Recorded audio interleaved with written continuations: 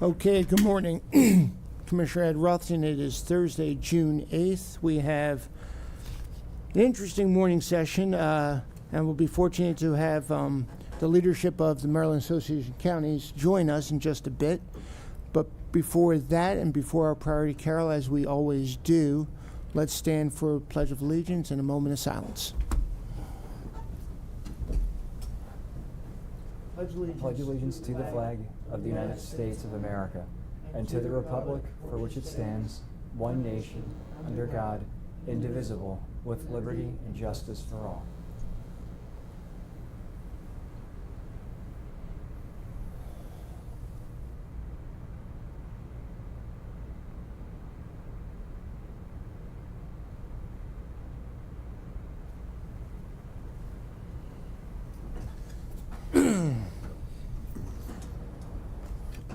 Okay, so let's find out what's on people's mind this morning. Commissioner Vigliotti, what's on your mind? Thank you, Commissioner Rothstein. Very quick and very straight to the point this morning. I had the privilege of attending the Francis Scott Key High School graduation yesterday. It was a very, very well done ceremony, and I know that all of the high schools between last week and this week are going through their graduations, and so very simply, I just want to say congratulations to all of our students who are graduating, and I pray the best for them and Godspeed to them in their lives hereafter. And that's it for me. Thank you. Okay. Commissioner Kyler. I'd like to also mention the high school graduations, and it's so fun to go to them and see the families, see the excitement. And I know we had community college graduations. We have students that are graduating from both. We have college graduations, but for many, many, many families, the high school graduation is a major, big event, and I'm so glad I went to Winters Mill and Manval, saw a lot of friends, saw a lot of family friends, and it was pretty awesome. I want to reach out and thank the Carroll County Health Department and Susan Doyle, who was here last week. I asked a question about some recovery facilities, and I've gotten multiple emails from the state. My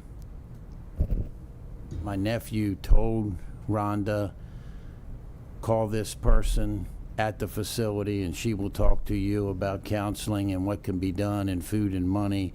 Some of the stuff we'd already done, but and I'll be honest, my dog's only barely in that fight, so I don't know the details, but I just want to I want to thank the Carroll County Health Department for reaching out and helping my family with some issues. I really appreciate it. And to be short, I'll stop here too. It's been a great week, and we're busy. Mm-hmm. And well, one thing, mm-hmm. Hampstead Farmers Market opened last Saturday, and that was great. And Manchester Wrestling decided to have a party at our house and did let us know ahead of time, and that was great. And they furnished free snowballs for people, but they couldn't come till 7 or 9. A lot of people had left, but we did 75 free snowballs. And it's fun. It's just fun to see the families and the kids that are busy and doing positive things. Thank you. Absolutely. Commissioner Gordon. Thank you. First, as most people know, last week all 5 of us were at the fire EMS pinning for Class 1. I thought that was a great event, and it's nice to see all of the parties involved on board with that. Last Saturday in Westminster, it was the Westminster held their 2nd annual Pickle in the Park tournament. They broke last year's records, which was 278 registered players and 23 event brackets and 11 courts. I have to be a little biased, at least slightly, for one of the groups, which the doubles skill level 3 was my wife and my mother-in-law who won the gold in that, so congratulations to them. Is that them? That is them there, yes. And then on Monday, I attended the Westminster High School graduation. A wonderful event as always, and it was nice to be around fellow members of the Westminster High School community. It was kind of neat to be involved and watch all the very excited students and the very happy parents, so that was quite impressive. Also on the same day, I attended the 911 call center, as I know Commissioner Kyler and Rothstein did earlier that day. I was there later in the afternoon. It was very educational to learn what goes on with the staff there, and I greatly appreciate all the hard work and dedication and everything they do for the citizens of Carroll County. I then this week also attended the Winters Mill High School graduation with Commissioner Kyler. We were both at that one. Again, another great event, a lot of excited students with great big futures ahead of them, and it's going to be exciting to see what comes out of some of those graduates and where it takes them. And then yesterday afternoon, I was at the Carroll County Farm Museum for the dedication of the exhibits at the Hoff Barn. Incredible piece of history we have on the property over there. That barn actually existed when George Washington was alive. So a true testament to how that came about over there. And it was wonderful to see that we were able to receive grants from that from the heart of the Civil War Heritage area. And then Isn't some of the timber from that period? Yes. Like that big Yes, timber? a significant amount of the timber in that building is actually still from that period. That's so incredible. 229 years Yeah, old. It's absolutely amazing. Yeah. They've replaced a little bit. They did have to replace the roof, I think about within the last year or so, but most of it is still I original. just remember they showing those big timber Yes. from that period, which Yes, is amazing. so it's incredible that that still exists. And then a little exciting note in Westminster, we are getting a new business on Main Street called Air of the Dog Brewing. So that will be a new brewery business opened on Main Street. That's cute. Coming soon. So, thank you. That's a great label. That's cute. And to piggyback you, I need to apologize to Farm Museum. I ended up having a conflict I could not change, as much as I think I like to control stuff. So I apologize for not coming there. And the 9/11 Center was awesome. But Yeah. what I'd like to say, we've been busy, and I think we need to do better. I need to do better. There's a lot of departments in this building I haven't visited. And I think if any of you, like the 9/11 Center, want to invite us, feel free. Yes. And I think we need to do more visits. I don't know when we have more time. You always have more time next week, right? So in the future, we do need to visit more of the departments we have. I agree. How come Mr. Burke never invites us? That's a good question. So Every time I have food, all of a sudden we seem to migrate over there. Go back, Yeah, Chris. I think he could have like food and drink I and, know. and invite I us know. there, couldn't he? And we could find it almost from where we are. Chris, go back to that brewery, if you can. When's it opening? That I'm not certain of yet. Yeah. Soon. They just got their zoning approval, so Okay. Yeah, they- we're in process. Yes. That's a great label. Okay. Well, regardless, looking forward to. There it is. I just think that's a great label. Just want to see it one more time. Okay, we're gonna have to partake in that place. Just opportunities. Mr. Guerin. Thank you. Good morning, Carroll County. So I too attended a high school graduation this week. My alma mater, the graduation of the South Carroll High School class of 2023. My appreciation goes out to Principal Doherty and her entire staff. They run one hell of a high school, and that ceremony was fantastic. And it's a real thrill to be sitting there as a graduate of South Carroll and see the families and the students walking across. Once a Cavalier, always a Cavalier is something that people down in my district really take to heart. So I enjoyed it. It was certainly one of the more enjoyable things we've done so far of us new commissioners in the past 6 months. And also this week, actually yesterday, I attended our opioid senior policy group meeting over at the Carroll County Department of Health. The meeting takes place every 3 months, but there is so much going on every day in between those meetings. It's widely attended by just about every single department in the county, to include state and local government agencies as well. The deputies there, the state police are there. Not surprisingly, the opioid situation in our county and across our region is getting worse. There's an increase in overdoses for this time last year. And the really bad news is now they're starting to find fentanyl in crack cocaine and marijuana. somebody goes into overdose after smoking marijuana, the police or EMS show up, can't figure out what's going on, they administer Narcan or Noxolin, and the person comes back to life.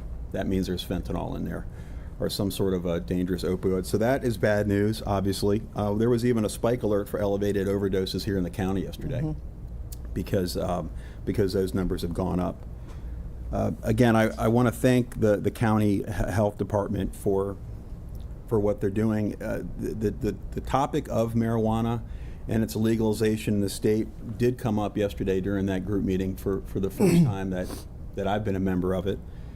This is a growing problem. You know, the irony is we're meeting to discuss opioid abuse, and we're meeting to discuss how to protect young people, but at the same time, the legalization of marijuana is about to take place in this state, and the mandates for distribution come along with that. I would encourage anybody who's interested in this topic, and I'll speak about it more later on, but I would encourage anybody who's worried about this topic to go to a website called learnaboutsam.org. Learn about smart approaches to marijuana.org. So it's learnaboutsam.org. It is a fantastic website for parents and people who are concerned about this issue, because it really lays out what's going on in the state, the failure of these laws across the country, and how states such as California and Colorado are rethinking what they've done, because it makes things worse. So I would encourage parents to go to that. This Board of Commissioners is on this topic. We're going to stay on this topic. It's an important one to us. And I especially want to thank our county staff and employees, everybody from the Sheriff's Department to the County Health Department, for their involvement in this issue. They're literally saving lives. And in fact, the Sheriff's Departments since they're typically the first people on the scene, and they have the Narcan with them, they're the ones actually saving a majority of the lives right now, because that's how quickly you have to go ahead and administer that drug to bring somebody back. We're going to make sure we're working with the school system as well on this topic as we go forward, because that is your best opportunity to educate people, particularly the young people, about the dangers of these drugs, being opioids and today's marijuana. So again, I appreciate the time. Thank you, Commissioner. No, absolutely. In fact, there was an article Commissioner Kyler, I believe, shared from the Denver Post a couple weeks ago, and it highlighted the secondary tertiary effects of after the legalization of marijuana, recreational marijuana, that there is an increase in use of purchasing black market, or marijuana not going through the stores, and that's where you're going to find the laced garbage put into this marijuana. And the other thing is it wears off the novelty of marijuana, so they're going for other opportunities. So you were saying? I thank you for that. So yesterday was probably the first time I've heard from a health official confirm that yes, marijuana is a gateway drug, because it's a big debate, and we all knew it was, but to hear officials say that was eye-opening. But your point is very interesting. I think in New York City, they've only issued a couple distribution permits, because the second the legalization took place, everybody who's making it in their backyards and their basements, they go ahead and sell it. Yep. So it's having like you mentioned, Commissioner, the opposite effect. Right. In states like Colorado and California and New York, fairly left-leaning states are realizing, whoops, we've made a big mistake here. So thank you for that. It's not a revenue drawing. No. It's more of a unfortunate, because we don't have all the answers, and neither does our police and sheriff, and go on and on. But we'll move on. But and we do have our guests that we can talk more about that as well, because that is a topic of concern across Maryland. But before bringing the guests to finish up our priority carol, the air quality. Just give me 1 second on that, Chris. The air quality, as we know, is very bad here in Maryland because of the effects of the fires happening up in Canada and Quebec. We have opened up our warming centers for air quality concerns. So all of the libraries and health centers are open for those that need them. If you're feeling, a concern for a loved one, especially the elderly and the children, feel free to go into our what would be our cold weather shelters and warming, our heat shelters, where we've opened up today for the air quality, and we'll keep them open as long as we recognize the need. Go ahead, Chris, with that slide. I had the fortunate opportunity to be invited, along with one of our guests that's here, and that's County Executive Ball, to attend the change of command of the Adjutant General in Maryland. The Adjutant General, who the outgoing is right here, Major General Gowan, Tim Gowan, who retired last month.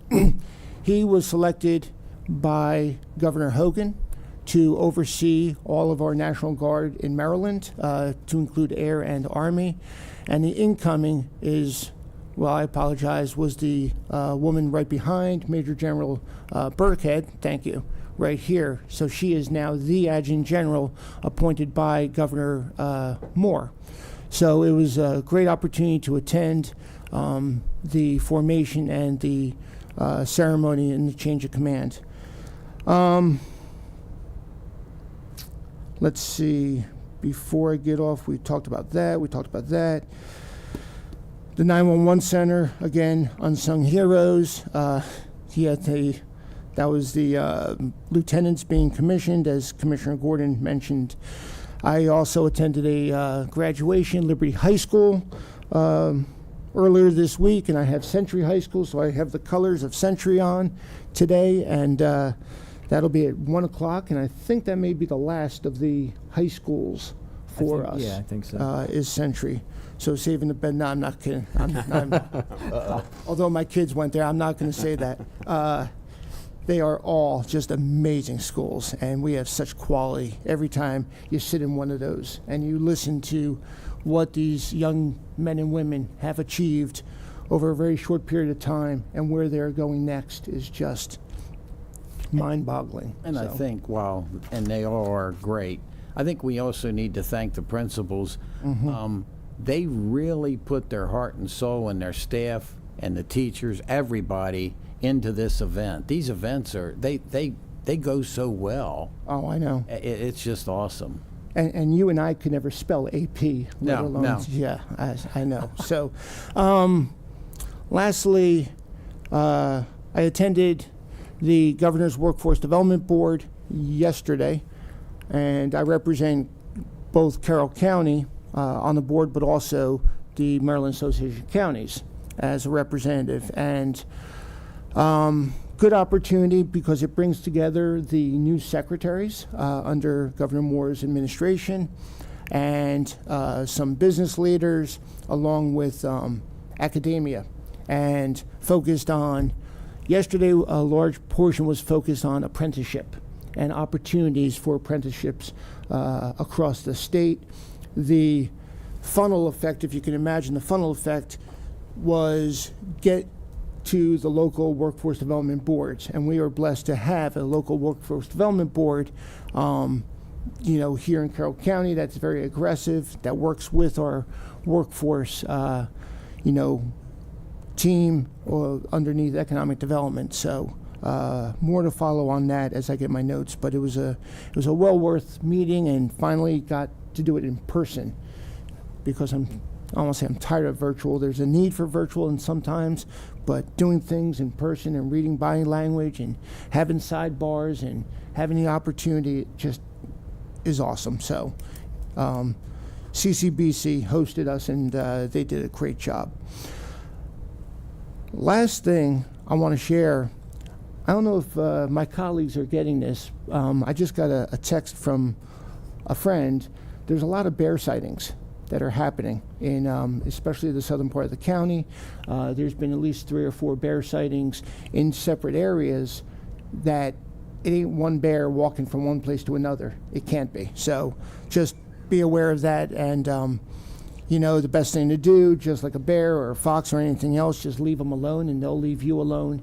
Report it to animal control. If you don't know to report it to animal control, call 911 go to non-emergency and let them take care of it. But, just to me, like a deer, if you see one deer, there's usually two. If there's one bear, there could be two. And I just don't want to see mama bear if there's a baby I think bear. they're all coming from Howard County, so we're I going do. to have that discussion here in a minute. So I'm thinking maybe we need a gate there, but without further ado, as we share, we've been a proud participant of the Maryland Association of Counties, and very fortunate to participate both in the summer and winter sessions, along with the legislative sessions, along with being on the board. So I look forward to being hosted by the president of the board, County Executive Ball, next week, and I got the agenda, so I'm looking forward to that as well. But without further ado, why don't the Executive Director, Michael Sanderson, and County Executive Calvin Ball come on up, and let's take a little time to share what MACo is looking forward to doing over the summer. Some of the initiatives, and we've talked a little bit about this, two things that are on our mind. One is the herd of elephants, which is the blueprint. It ain't an elephant in the room. It's a herd of elephants. And the other is, like Commissioner Guerin said, was new legislation that, whether we are funded to do it or resourced, that really has concerns, like recreational use of marijuana. Are we resourced to allow for that? We can zone it, we can permit it, but are we resourced within our sheriff's department and legislation to govern it well enough to keep Carroll County safe, secure, and maintain its great quality of life that we want? So those are a couple of highlighted topics I want to, kind of get into discussion. But I think most appropriately, because we have a new Board of County Commissioners as well, if, gentlemen, you can introduce yourselves and allow a minute to introduce our board and some of their experiences coming onto the board would be great. So with that. Excellent. Thank you so much, Mr. President. Commissioners, it is such an honor to be here. I'm Calvin Ball. I am serving as this year's president of the Maryland Association of Counties, or MACo.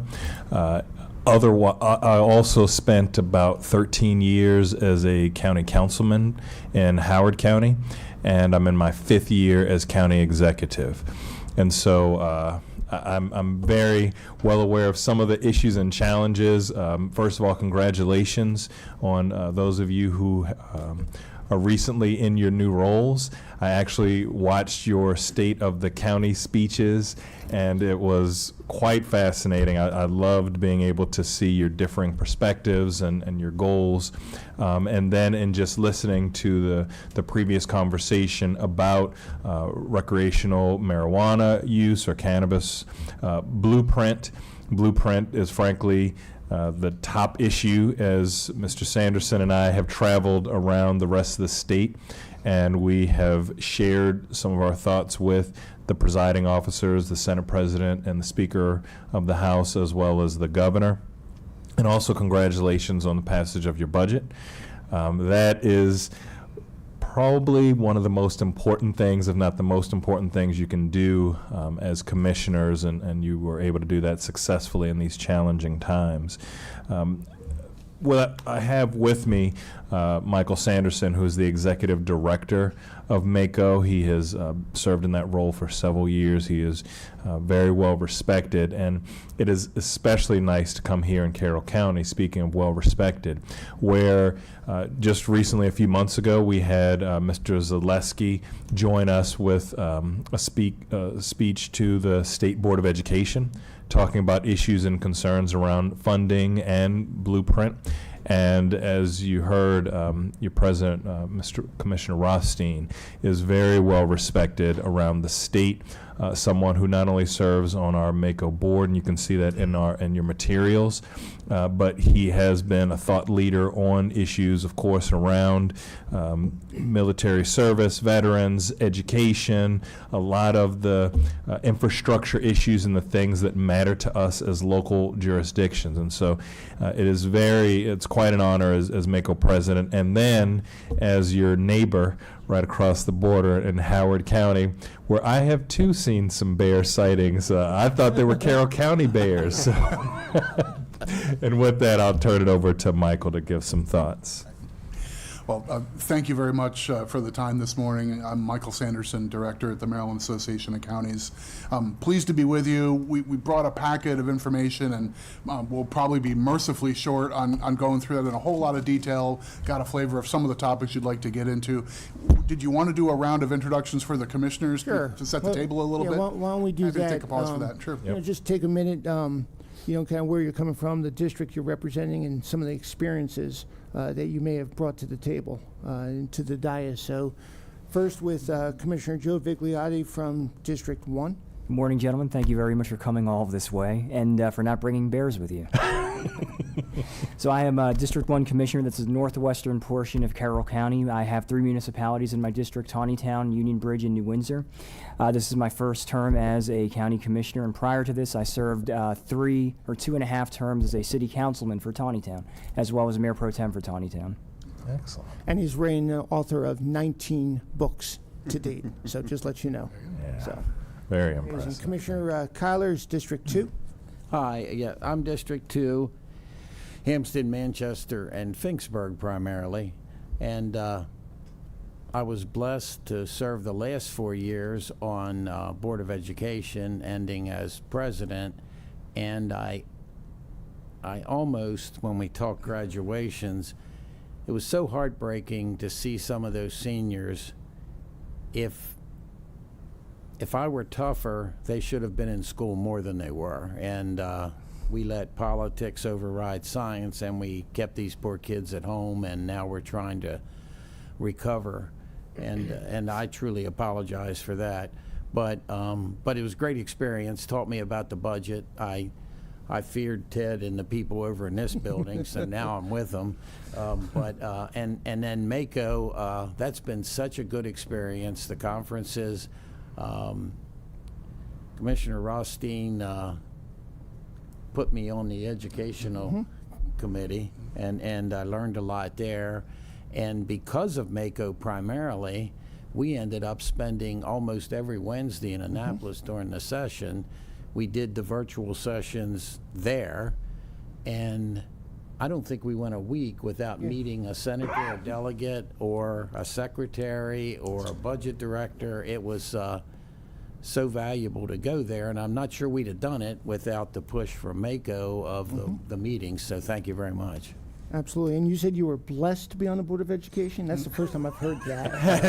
I'm just saying. I think I also said I was blessed to go to Annapolis. You know, there's not a lie detector. I guess we got to count our blessings. So District 3 is Commissioner Tom Gordon. Thank you. Gentlemen, thank you for coming in this morning. It's good to see you. So I am Commissioner of District 3, which is Westminster and some of the surrounding area, which, of course, Westminster is the county seat here in Carroll County.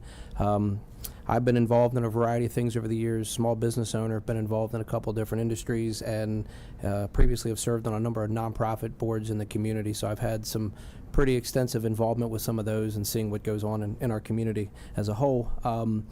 I want to thank you all for coming today, and I really do appreciate all the hard work and effort that goes in with MACO. Attended the winter conference, and I thought that was incredibly valuable, and I thank you for taking the time to come in today. Thank you. Okay. And in District 4, Commissioner Mike Guerin. Yeah, welcome to both of you. I really appreciate you being here, and I know, Mr. Ball, your schedule is extremely busy and packed, so special thanks to you.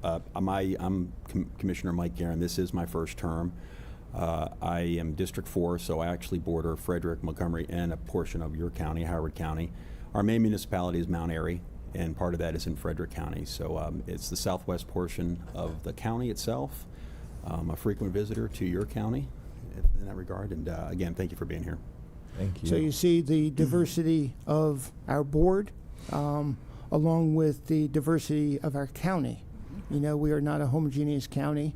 You know, as some people would sometimes want to say, we're a rural county just like Garrett County. We're not. And absolutely no offense whatsoever to Garrett County. We're very diverse, from what's up north to Mount Airy to Westminster to Eldersburg and Sykesville to Hampstead and Manchester. I mean, very diverse. So been blessed to have my colleagues to my left and right representing all of that. So with that said, Michael, did you want to take it on? I'm happy to, and I want to be respectful of your time and your agenda this morning. We put together a packet of some material that I'll spend time mostly on the front page of, but there's some resources in here that may help us get in a little deeper into a few topics, and if there's things that I don't get into that are on your minds, I'm happy to talk about those. I will take a moment, if I may, just to start out and offer Mako's thanks to Carroll County in particular. For a variety of reasons, Carroll County has historically been overrepresented in staff-level leadership within our organization. You've made a couple references to Ted Zaleski, who is sort of the dean among our county-level, budget and finance staff, teaches a course for the Academy of Excellence in Local Governance, our partnership with the University of Maryland. He has a leadership role with the Local Government Insurance Trust. He's a great asset for local governments generally, and we thank you for sharing some of his time and expertise.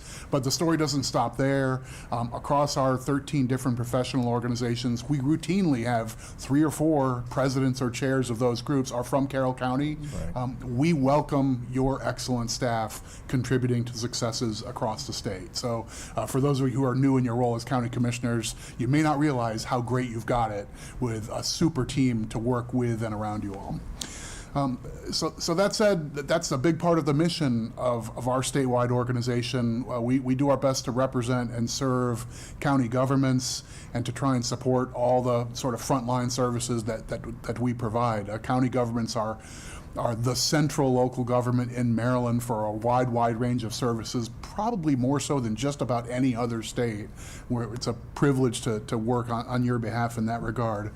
This time of year in springtime, visiting you, it's kind of natural to reflect principally back on the last session of the General Assembly. State policy tends to trickle down. It affects your priorities and your budgets and so forth. So I'll do a little bit about that as policy updates and so forth. I want to mention one particular service that Mako provides for our counties. And then if we want to get into further talking about education funding or cannabis implementation and so forth, I'm happy to spend more time where it makes sense for you all. But big picture on the front page of this packet, we like to do a big graphic to give you a sense of the far reach of county governments. I don't think there's any stakeholder in the state policy process that has as broad a portfolio as county governments. There's just so many different things where we are the central deliverers, where the state has devolved responsibility to deliver service locally. So it's soup to nuts the things that you fund and support and provide for your residents, and you share that bond with the elected officials in Annapolis. That's our best currency. We don't have a political action committee. Hardly anybody gets reelected to the state legislature because they work well with local governments. We have a kinship at the level of service and responding to your elected, your constituencies. So that's a big part of our stock and trade. But we engage in hundreds of bills. We get to the table in Annapolis. I have a number of professional staff colleagues who specialize in different areas, and we focus on an awful lot of stuff delivering on behalf of the local governments. A great deal of our credibility does arise from having a Mako legislative committee that's driven by elected officials. It's not me, it's not my excellent team who decides that this bill is bad for county governments or this bill needs to be amended to make sure that we can still do recycling in a sensible way. That guidance comes from Commissioner Kyler, Commissioner Rothstein, and your colleagues from around the state, and that is a door opener in Annapolis, that we're here representing elected officials from across the state. That's a big difference maker for us. There's a scatter shot of different things on this sheet of paper, and I'll kind of dance through these relatively quickly. Again, if there's something that I touch on briefly that you want to talk about more, we're happy to. a lot of times I owe you 5 minutes of conversation about the state fiscal plan, and that's usually that's my background, and I tend to talk about that. This was an unusual year. We've been in a weird spot for the last couple of years with the American economy maybe being sort of artificially propped up by federal support in and around the pandemic, and what's the nature of the underlying economy. I don't think anybody still knows the answer to that question. We closed out last year's budget at the state level with a multi-billion-dollar surplus that allowed the state to do some pre-funding of long-term obligations and do some capital projects with cash rather than borrowing, other things like that. That made this year's budget cycle for the state not as gnashing of teeth as sometimes is the case. Although, when the state sat down to revise its revenues in early March, which is usually like the final revision that you balance the budget to the final number, they made a revenue write-down. They wrote down their estimates by several $100 million, and that felt like someone took the punch bowl away from the party a little bit. There was a tone shift in Annapolis with policy leaders. And I think that probably ushered in some shorter term thinking and maybe not making, here's a bill that's going to require $8 million a year forever. Maybe we're not ready to commit to something like that right now. We saw a little bit of a tone shift in the middle of the legislative session there. So we're still in kind of a cautious moment fiscally.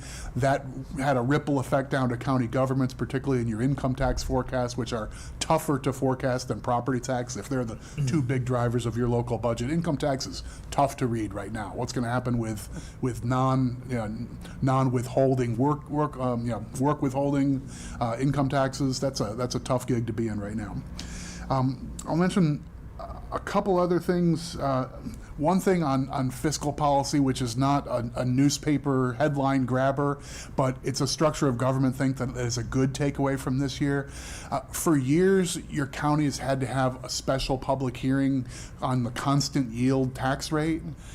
Maryland's law has basically said even if you're leaving the tax rate right where it is, you have to put an ad in the paper saying we're raising your taxes because some people's assessments are going up.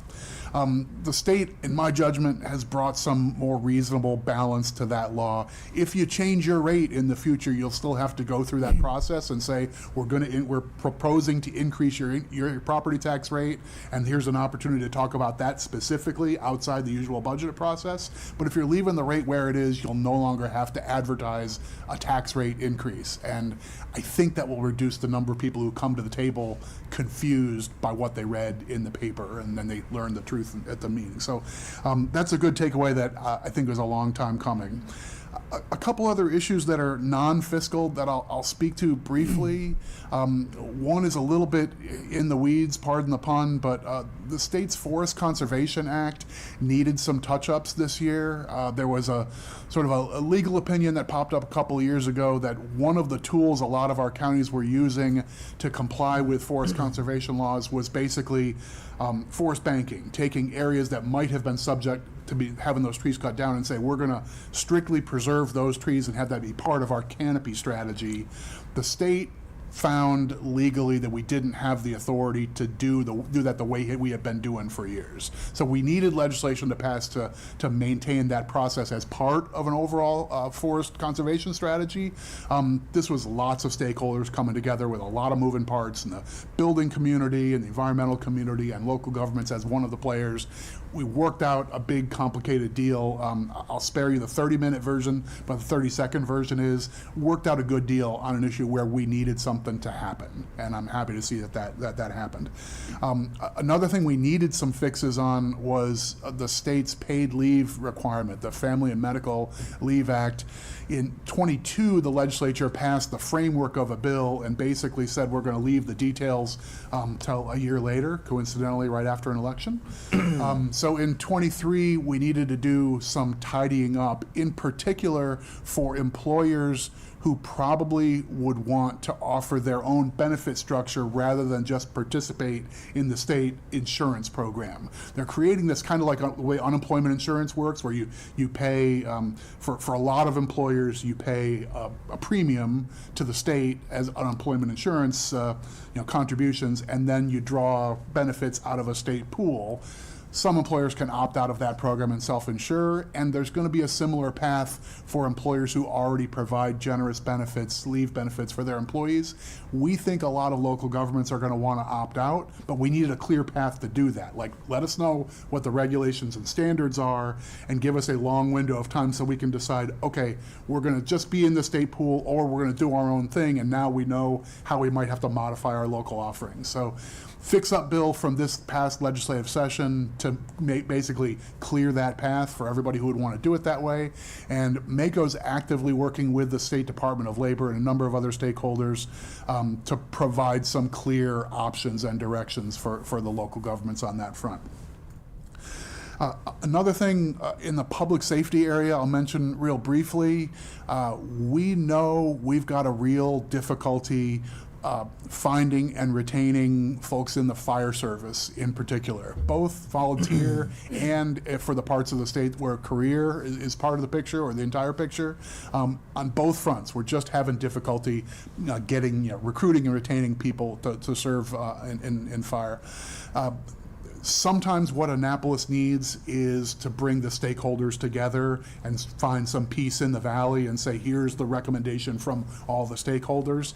That's the bill we got passed this past legislative session, was basically a one-year commission to bring stakeholders together and find recommendations by the end of this calendar year. I anticipate that one of MACO's big pushes for next year's legislative session will be to get that stuff done.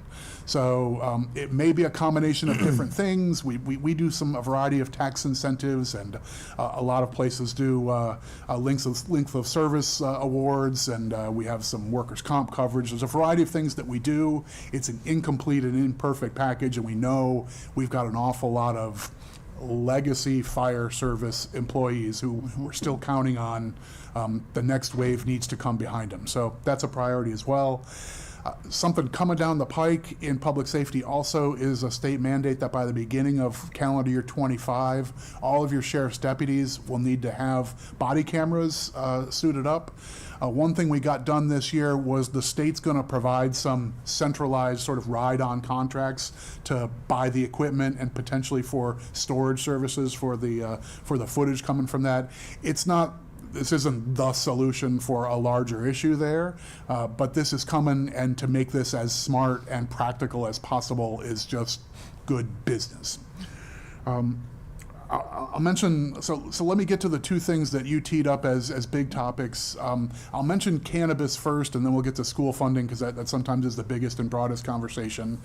As you know, the voters spoke about a constitutional amendment to change state laws on classifying cannabis as a controlled dangerous substance in the state. The deadline is July 1, and that's when when things shift. The way the legislature created this structure was they needed to pass implementation legislation this session. So sometimes it's a Washington, D.C. term, sometimes they talk about a must-pass bill. This was one of those must-pass bills. What that meant was they ended up piling lots and lots of different policy decisions into one big bill, which sometimes is a way where smaller topics, had they been in their own bill, subject to their own policy hearing, and the public comes in and talks about just this one facet, you get an hour and a half of discussion on the one facet. But when there are 40 facets in one big bill, you can talk for 8 hours and you still don't get into the deep details on some of the small stuff. We did come away with a bill that gives local zoning authority for the placement of facilities, in particular the dispensary, the retail facilities. It's not great. I'm unhappy with some language that ended up in the bill to say that they need to be subject to reasonable zoning, and neither your zoning staff nor any zoning attorney in Maryland has any idea what reasonable zoning means, because that is a never before used term. I don't like the idea of creating a new term of art that may mean this is a higher standard for your zoning as opposed to just subject to local zoning. I'm not thrilled about that as an outcome. We're also not thrilled with the big picture decision that the state made to not try and turn legalized cannabis or marijuana into a big revenue generator with high taxes. I think part of Maryland's concern, which I think is justified, is exactly what you just mentioned a moment ago. If you have a high tax differential between legal sales and illegal sales, you provide an awkward, perverse incentive for people to stick with the illegal market. And that's where you have dangers like it being laced with garbage, right? So I think Maryland made a generally wise policy to say, let's not have 3 levels of taxation and have a huge market difference between the legal and the illegal. However, in the process of cutting down on the revenues, the share of revenues that come back to local governments, including for providing the sort of guidance and oversight and locating and so forth, is going to be pretty paltry. So what might have been a meaningful there was no version of marijuana implementation that was this is going to pay for the blueprint. That was never on the table of that magnitude. But this becoming a meaningful part of a local government's budget for the next decade seemed like it was a possibility. Instead, it looks like that universe is going to be in the, $10 million statewide universe, which when you divide among counties and municipal governments will end up being, enough to print some paperwork, but not to hire staff. While you're on cannabis, can you touch a little bit on my opinion? Annapolis kind of went backwards for our law enforcement people on how they can stop people and enforce driving under the influence. And is it any hope of that relaxing? And what did you think of that? So the question is principally there was actually a second bill. This wasn't in the main implementation bill, but a specific bill about to what extent can a law enforcement officer use the odor of cannabis as a principal reason to search a vehicle. And this is a policy question that's laced with a whole lot of issues that are very near and dear to a lot of folks in the General Assembly about this special relationship between law enforcement officers and the public, and when do those relationships engage, and when and so forth. So those have been sensitive matters for some time. The bill that they passed, I think even a number of supporters of the bill are already looking at the plain language of the bill and sensing a bit of buyer's remorse. So I don't often make this prediction, but I think there's a very high likelihood that gets some refinement as soon as next year. It's going to go into law this year, and it's going to leave sheriff's deputies with an awkward, sort of you have to toe the line. You can't do these things for risk of having any evidence gathered being unusable in a prosecution. So we know there's that whole fruit of the poison tree theory, and this bill is going to attach to that. It's going to make practice, I think, more difficult for police officers and deputies for a while. But I think there's a real opportunity for some refinement a year from now, and maybe get that real. I think the central policy is going to stay, but maybe the specifics will become wiser given another bite at that apple. And that just, again, puts the cart way in front of the horses. Yep. Because, yes, they may get there in a year, but there could be a lot of accidents and fatalities between now and then, and there shouldn't be one.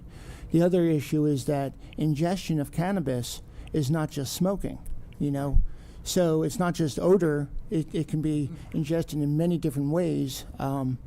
And that, so we're focused on the odor of an issue, but there's other issues associated with it. I mean, I'm not, like you said, the voters voted, and I'm not going to second guess that, whether I vote for it or not, but the governance of the vote needs to come in place before we enact this. California and Colorado, they left it up to the counties to do the work. Maryland's not doing that. Maryland's saying, regardless, all 24, you will allow in a reasonable manner recreational cannabis sales. Right. And so it doesn't allow us to do things, us or Howard County or anybody. Yep. And, that's the message that we just need to keep pounding to our legislators, saying it's not about this being a good idea or a bad idea. That's already in place. That's voted. Carroll County, percentage-wise voted for it. That's regardless. It's the governance to get the cart, back behind the horses and the horses to stop any of those fatalities. I know it may, like you said, be a year, 2 years, whatever. My concern is one death is too many if we're waiting for a law to be put into place. And however we can influence our legislators, because that's what we're doing. I'm talking to them all the time how to do it. And as you know, it's very challenging here in the county. In Carroll County, we're represented by 100% Republican legislators, both delegates and senators. And that's not what is down in Annapolis. The fortunate thing, we are blessed in Mako, is it's regardless of, R, D, or I. We all have an equal voice, and we all come together like you have that 24 counties, one voice. These are not, in my view, a Democrat or Republican concern. It's a humanitarian, issue. It's a governance concern. So whatever we can do to get on the bandwagon and go that way, I think is necessary. Again, regardless if I like it or not, the usage or the sales, that ship sailed. We're down that path.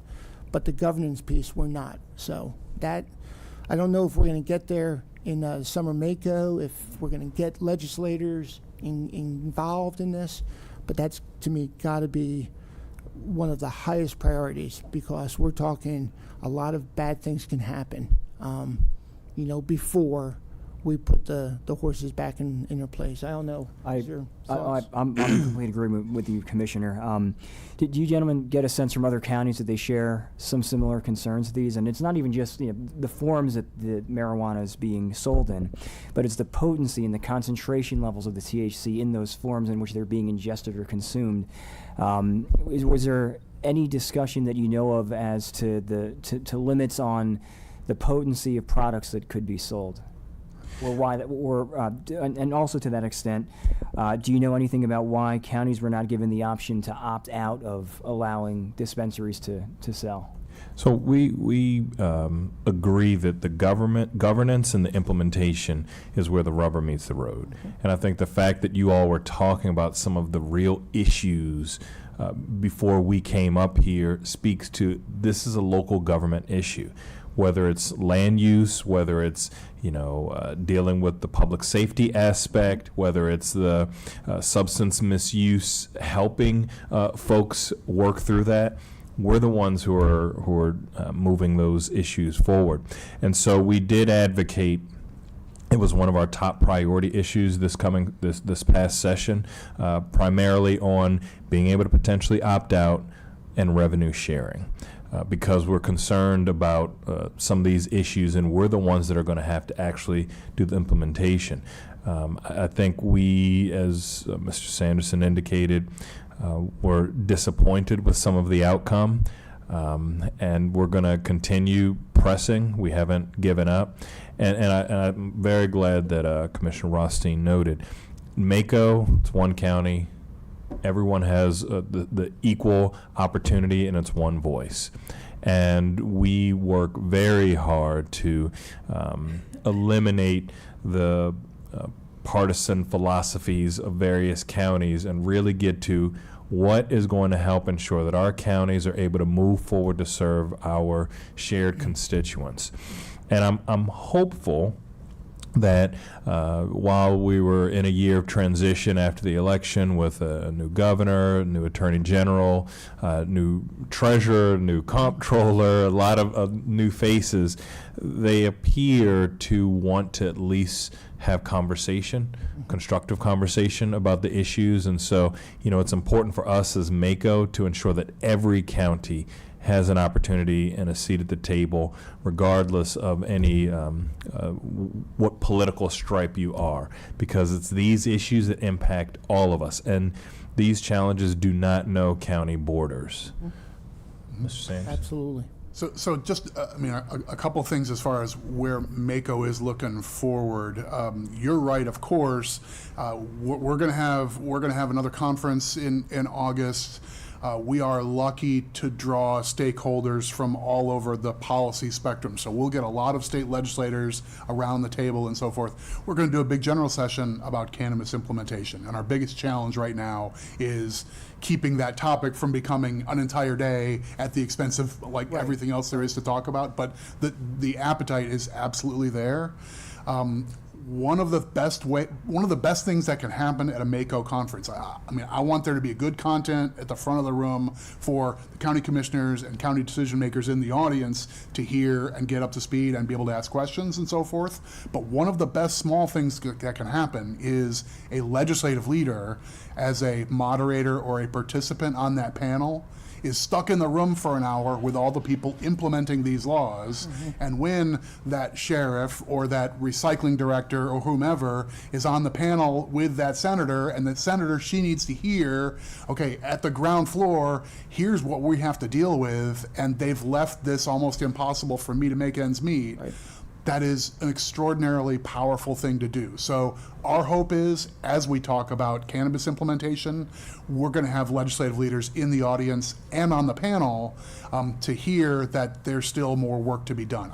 I think there's a general acknowledgement that is the case, but some of these issues about potency and so forth, I will also mention specifically, we're hoping to get the director of the state's, right now it's the Medical Cannabis Commission, it's going to expand into the broader Cannabis Commission, as a guest at our next meeting of the MACO Legislative Committee in July. So we usually bring in state leaders just to talk about nuts and bolts issues, and one of those issues at the moment is how much latitude does this state agency have in a regulatory capacity, just by passing regulations? Do they have some ability to fill in some gaps where the bill wasn't fully clear?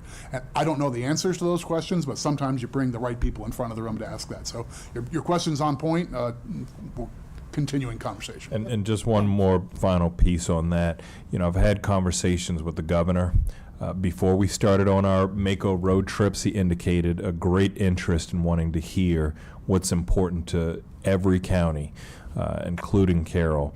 And I just spoke with him again last week, and I've been telling him, updating him, okay, these are the issues. And so he is well aware, and I think wants to continue to be a partner, and is wants to work with MACO and the commissioners and what have you to try to, as we build that legislative agenda and goals for the upcoming session and the things that are in the intervening time that need to be addressed, he seems to be willing to listen and wanting to partner. Okay, thank you. So I'll take a moment, if I may, to speak about school funding. It is, dollars-wise, it's the largest matter, basically between state and local governments. It's the biggest fiscal commitment that new members of the General Assembly look ahead toward, and without a doubt, it is now the principal driving force in each county's budget.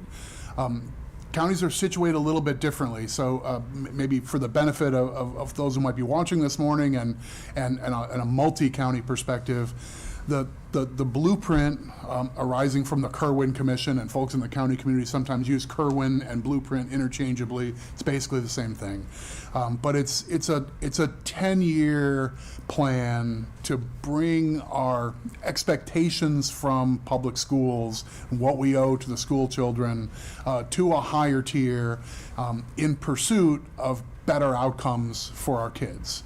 And this is born of concern that we invest in public schools, but we don't have results that make us proud in every capacity. There's an awful lot of scholarship behind all this that I can't do justice to, but outcomes driven and setting higher expectations for what should happen in our schools where there are lots of poverty, for our students who have special needs, for students who are not on necessarily on a college path, but on a career path, making sure we have career and technical education opportunities for those students, getting way more students career and college ready by 10th grade rather than 12th grade, so we can do more joint enrollment with our community colleges and the like. A wide range of things like that are what the blueprint promises. Also trying to create a teaching, sort of a teaching career ladder for education professionals in hopes of getting some of our most promising high school juniors and college sophomores to be thinking about education as a profession instead of other things that may at the moment feel more glamorous or exciting and whatnot. But get some of our best and brightest want to be teachers is a noble cause. All this stuff costs money. And like it or not, in the Maryland government structure, the county governments are principally contributors to the education mission on the financial side as opposed to the vision and policy side. And you all understand, especially former school board member, understand that issues of curriculum and school, internal decision making and so forth are properly with the school system. The counties are major players in making it happen in dollar terms. And that ends up being a challenge for you all as fiscal servants for a wide range of services and functions beyond education. Some counties are already right now feeling the immediate pinch of this phase-in of the blueprint. To oversimplify an awful lot of math really quickly, what the blueprint basically says is between now and 10 years from now, we're going to ramp up the amount of these multiple formulas, and in each county, the share of who comes up with the dollars between the state and the county is basically a function of local wealth. So there's some wealth equalization for jurisdictions that don't have a lot of local wealth. The state helps more. Other places are in a different circumstance. And that local share is a function of those two things. Where are we on the blueprint path? And how much is a county obligation as a function of local wealth? There are some counties who have not yet seen that number basically get up and above what you've already been providing through your local budget and political process. But County Executive Ball and I have already met with some jurisdictions who are already in the throes of this year's budget was a great challenge. We've found everything under the couch cushions we can, and we're only in year 3 or so of a 10-year plan. So over time, we're going to see more and more jurisdictions find that jarring number where our revenues are going up by 4% and our obligation to school needs to go up by 8 or 9 or 11 or something along those lines, because the steps in the blueprint plan are aggressive. It's a ambitious and costly multi-year plan. So that's the lay of the land, generally speaking. From the point of view of the state, there's one wrinkle that's not obvious at the county level, but it really matters politically, and that is the state, the voters in another constitutional amendment said an awful lot of the money coming from the states from casinos needs to go into an education trust fund walled off for educational improvements, basically like the blueprint plan. The state has been sitting on money for a number of years as the blueprint kind of sputtered and kicked off relatively slowly, and the COVID slowdown ended up kind of losing a year along the way. The state has money in the SOC to pay for the FY24 budget they just passed. All their extra blueprint money came out of a reserve fund. They've prepaid all of their extra obligations for FY25, and they put some extra money away out of this sort of one-time reserve to try and pre-fund FY26. This puts county governments in an even tougher spot because Annapolis isn't really feeling the cost of the blueprint yet, but the county seats are. So I don't know to what extent this was, this is a driving panic for the moment. I know that Carroll County tends to be thinking about a multi-year budget plan, maybe more so than any other jurisdiction in our state. It's a good practice to have, and it's good discipline. So I'm sure your multi-year forecasts look challenging, whether it's this year's FY24 budget or it's 25, 26, 27. I'm sure the numbers get really difficult without going too far into the future. Some of our jurisdictions are doing things like digging deeply into reserves to make this year's budget work. Again, we're in year 3 of a 10-year plan. And you're right, we had to use some surplus revenue from previous fiscal year to make this coming fiscal year work. And the challenge is so daunting for us in FY25 that instead of waiting for next year to begin the budgeting process, we're starting it next month. Yeah, that's very wise. We actually, and Howard, signed an executive order and put together a blueprint implementation team because we're in a similar place. We were able to get there this year, but as we're looking multi-years out, it's just not sustainable. I thought I thought we're supposed to have that, the Board of Education. We're supposed to have a person, Coordinator, Okay. right? a coordinator, but I put together a whole team with our school board, our county council, Yeah. folks from me, the community college, because, you know, there are workforce, there's Absolutely. childcare. I mean, it is such a multi-pronged entity, so there's, of course, all the funding piece, but even if we had the money, how do we implement with, you know, just for one small example, the private childcare piece? I mean, there's just a lot. And so I think we are communicating with our friends in Annapolis that this needs to be revisited immediately. I mean, at the Workforce Development Board, CCBC and others were so proud to talk about community college. And Right. I'm like, okay, who's paying for that? You know? And I finally had to step up and say, it sounds great and looks great on paper, but you know that all 24, all jurisdictions are required to pay for it. Where's that money coming from? And but it goes on deaf ears, right. unfortunately, especially, I want to say with the administration, but with those that like to build requirements but aren't paying or accountable for the price tags.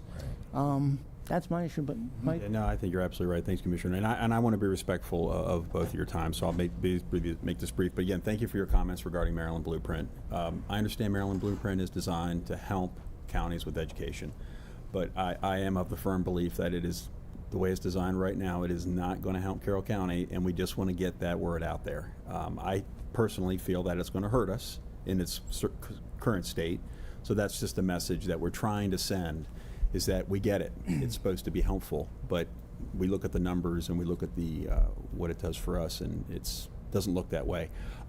And again, briefly, I'm glad you brought up the Firefighting Commission. If I could digress a little bit. We are hyper-focused, this board's hyper-focused on fire and EMS right now because we're going through a bit of a transition from an all-volunteer force to a hybrid, Yep. county and volunteer force. And I don't think I'm any closer to the issue than anybody else, but I serve on the Emergency Services Advisory Committee, so I'm a little closer to it, and I get to interact with all our 14 corporations and fire departments a little more often than most. I am encouraged to see this as an issue, recruitment and retention. A bit of a personal project of mine, but if you take a look at LOSAP, which is how the volunteers, you're very familiar with LOSAP, it's a great mechanism to try to establish guidelines and confirmation for people who may receive some sort of benefit. I am focused right now on education and tuition. Should somebody who's on a volunteer force who qualifies via LOSAP, should they have to pay for college, community college? Maybe not. Maybe that's a great way to retain people. You might keep them in the county for a couple extra years too. They may just want an AA and never leave. Or so I would just, I'd like to get more involved in that, but as just sort of I'm kind of cheating here, but I'm throwing out my 2 cents on that commission. That may be a great thing to look at. And fortunately, LOSAP provides you with a great mechanism to confirm whether people should get that benefit or not. And I've actually met with the president of our fantastic community college on this issue already, and I hope there's a path forward for us, but it would be great to see some progress of that at the state level, because I think that is one of the main things that I've heard from the fire chiefs and the corporations, is that if we could work something out in terms of education, and you get to keep people in your county, and you've got a great community college in your county as well, and that's the trend anyway, right? We see a lot of that with community college, so that's my 2 cents. But again, I just really appreciate both of you being here. It's been very beneficial, and I'm really appreciative. Well, thank you. We're very honored to be here. My other life, my doctorate's in education with a focus on community college leadership, and one of my mentors was Jim Ball. And so So it's his fault. Oh, man. So we definitely understand, and in Howard County we have a combination system too, and so we know the growing pains of going from simply volunteer to career and volunteer working together effectively is challenging but worthwhile, and that's one of the reasons why we wanted to have this legislation. So we greatly appreciate your time, your attention, your partnership, your engagement, and we look forward to continuing to move forward on especially these issues that we talked about of concern, of shared concern throughout the state of Maryland. Now, I don't I appreciate that, and I definitely appreciate Commissioner Guerin's, comments regarding how we are building the firefighting and fire EMS. That was the elephant, or still is the elephant in the room. The blueprint is the herd of elephants, as Mr. Zaleski reminds us. And you're right, we have, and we're blessed with a awesome staff that is fully engaged with MACO and other, obviously keeping us straight. You can't boil the ocean. You got to pick which fights, which where you want to go. So within the blueprint, if you take that as the ocean, what part of the blueprint do we want to put our attention? And to me, it's the compensatory education. It's that, bracketed dollars that by law has to be spent this way, X way. If we don't spend it X way, you don't get it, type of thing. Open up the aperture of compensatory education. It allows Carroll County to spend it appropriately for Carroll Countyans and Carroll County public school system. Because right now, that's not happening.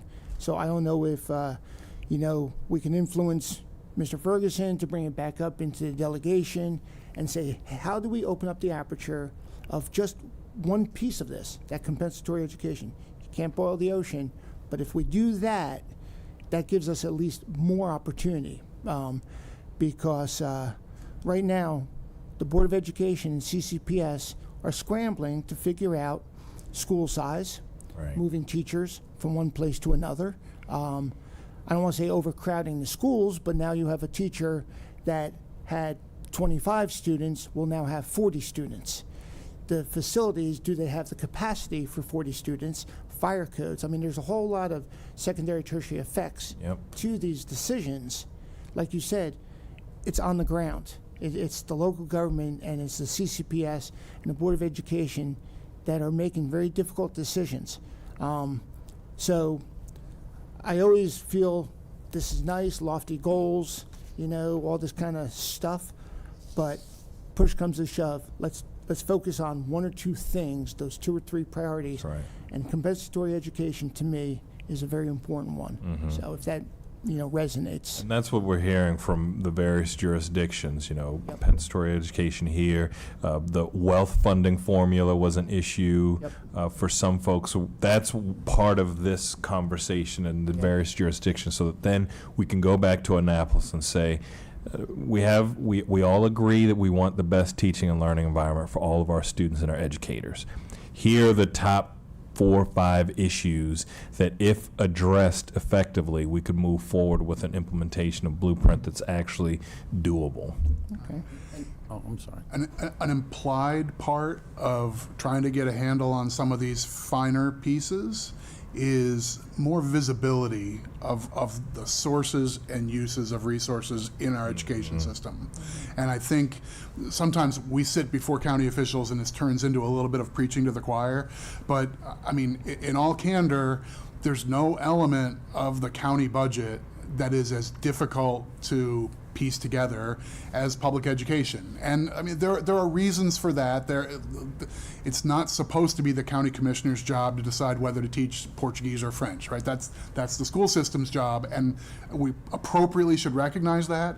But at the same time, we hear from so many counties saying, we just never understood, why did they come to us for this plexiglass they needed for COVID response?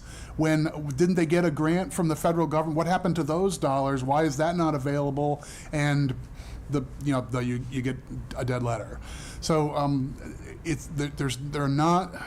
Let me just say, in the blueprint, transparency and accountability is a big part of that plan, that the state wanted to learn from the Thornton plan before it and say the Kerwin plan should have a lot more guideposts, and the idea of the implementation coordinator being a joint appointment by this body and the school system. That's not a random occurrence. That was meant to give you a seat at the table on how things are happening, but more dollars happening at the school level rather than the school system level and so forth. That's meant so that residents and parents and stakeholders like county governments ought to have a clearer sense of what's going on. That gets us at least closer to the issues of how do we do compensatory education, where do those dollars go? So there's some of the tools to get closer to that as well. Oh, makes sense. And I think the global issue is local control. And I recognize Comar, we're a top-down education state. Right. But everybody's always said we have local control. And we heard in Annapolis, well, this is just trying to create the perfect school for Maryland. Well, it doesn't exist. Your school, our school, Anne Arundel County, PG, Baltimore City are different. This started out, and I made the comment at least 4 years ago, the Kerman Commission, they know more about education than I'll ever learn. I hope they have good personal financial advisors because they don't have a clue about money and they don't care how you implement. So we're now getting very little guidance, but threats to hold money. And it started out, Carroll County was one, they said, you don't need to add a penny to the schools because this is going to be funded. Well, this year we doubled what it went up, and next year looks like it's not going to happen. And then I'll do one more commercial with the local control. Our state superintendent hasn't done much to help that in the past 4 years. I hope we don't see him another 4 years. And all we hear from the State Department of Education is threats to hold money, very little guidance, and somehow we got to inject some local control in this. And I understand, I saw when I first got on MACO, and I've heard in Carroll County, there's a big skepticism between the Board of Ed and the county government in a lot of places. And I'll be honest, we didn't ask you guys for plexiglass because we had grants and we didn't need it. And Ted wouldn't have let us at it. You know, it is, somehow we got to grow the trust because, you know, and I said from the other side of the fence, I can say, he could have said, well, we'll give you another $1 million if you use it to employees. And I could have said, sure. And as soon as I got the $1 million, I can do whatever the heck I want with it. I don't have to honor what I told him. And so it's tough. But I think both the counties and the school boards, they need some local control. We're like he said on the parameters of how you spend the money, it's not fair that our average students have 40 in a class to make Blueprint work. It's not fair that our gifted and talented get ignored. And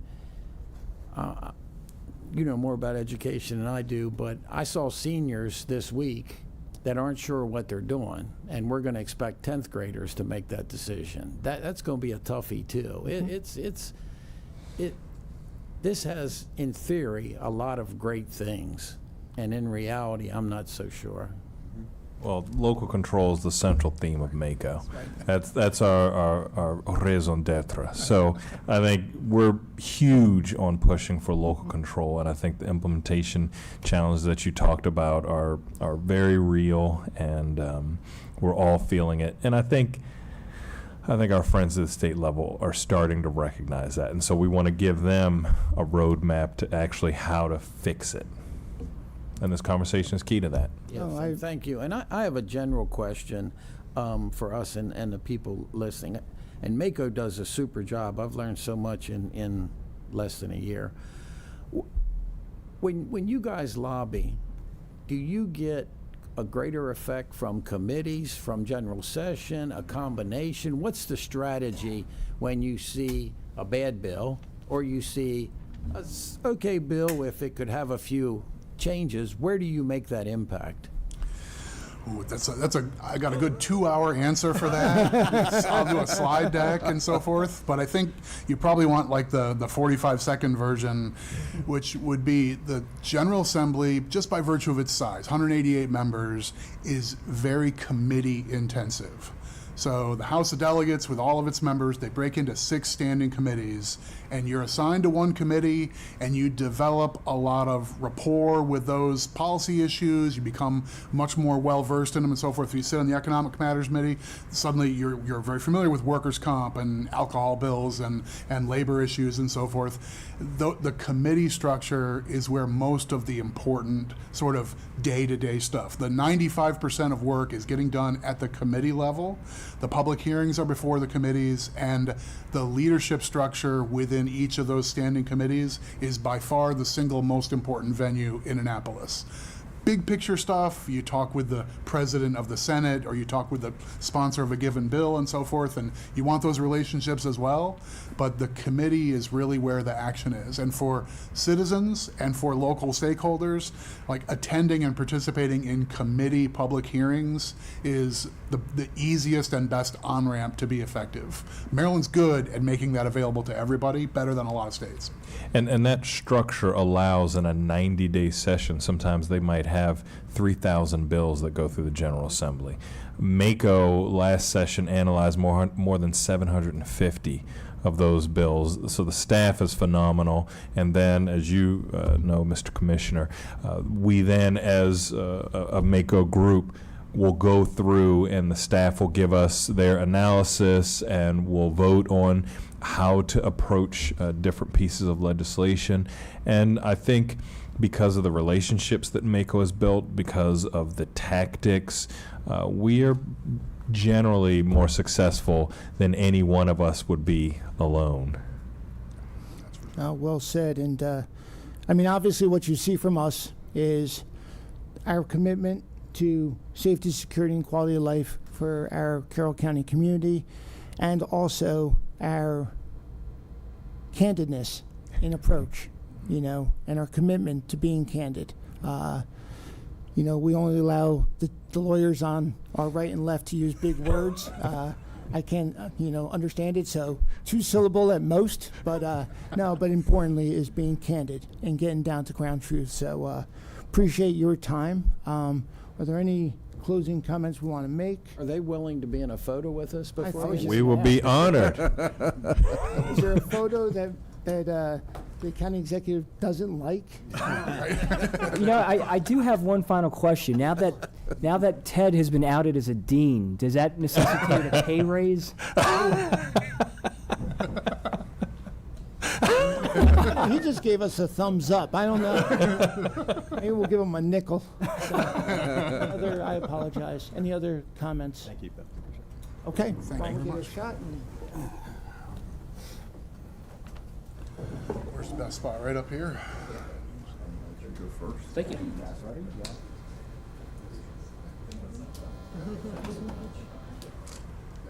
Thank you, sir. You know what that's for? Thank you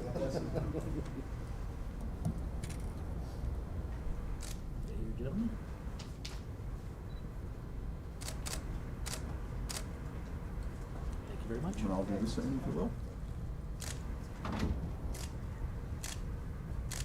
Thank you.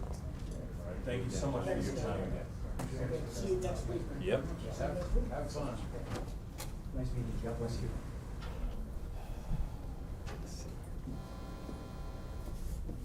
Okay, let's talk about block grants. Ms. Celine.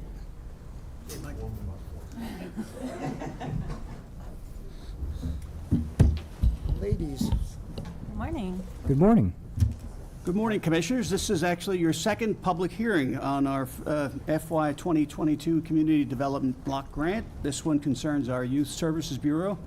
We have some staff here today. Celine is here from our Citizen Services, as well as Today we have with us Mallory Supfin she is the clinical director of the Behavioral Health Services for Carroll County Youth Service Bureau. Also, Lynn Davis is our executive director for Youth Service Bureau. She is not here today with us, but Mallory is certainly aware of all of the programs and services that they operate at Youth Service Bureau. And so we do have some public comment today from some of the staff, and we will get into that.